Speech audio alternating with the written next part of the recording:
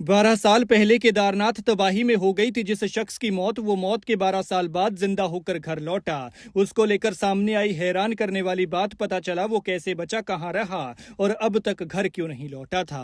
भगवान शिव की वजह से बची जान, फिर शिव की शरण में चला गया। सालों तक की ऐसी तपस्या की मानसिक संतुलन बिगड़ गया। भक्ति से प्रसन्न होकर भगवान भोलेनाथ ने किया चमत्कार और बनाया उसको घर पहुंचाने का रास्ता।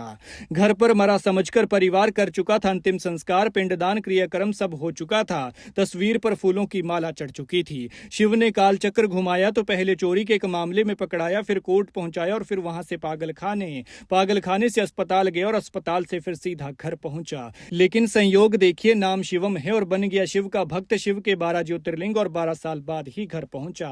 हैरान कर देगी इस शख्स के घर तक पहुंचने की कहानी। 2013 में केदारनाथ में आई आपदा ने कई परिवारों की जिंदगी हमेशा के लिए बदल दी। इन्हीं परिवारों में एक था रुड़की का शिवम का घर, जहां लोग सालों से मान चुके थे कि शिवम अब इस दुनिया में नहीं रहे।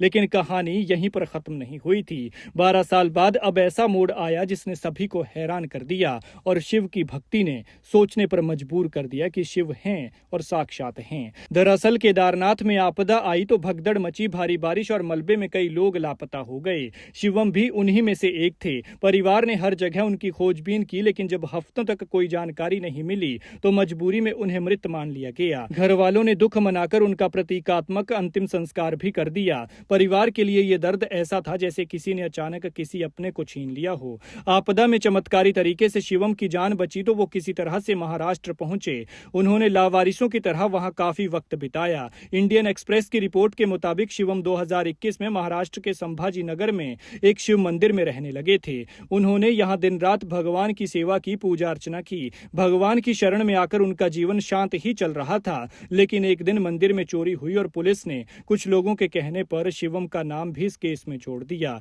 और शायद ये चोरी नहीं बल्कि वो टर्निंग पॉइंट था जो शिवम को उनके परिवार से मिलाना चाह रहा था। और ये सारी भगवान शिव की लीला थी। शिवम को अदालत में पेश किया गया। जज ने देखा तो वो ठीक से बात नहीं कर पा रहे थे, जैसे कुछ याद ही न हो। उनकी हालत को देखते हुए अदालत ने उन्हें पुणे के रीजनल मेंटल हॉस्पिटल भेजने का आदेश दिया।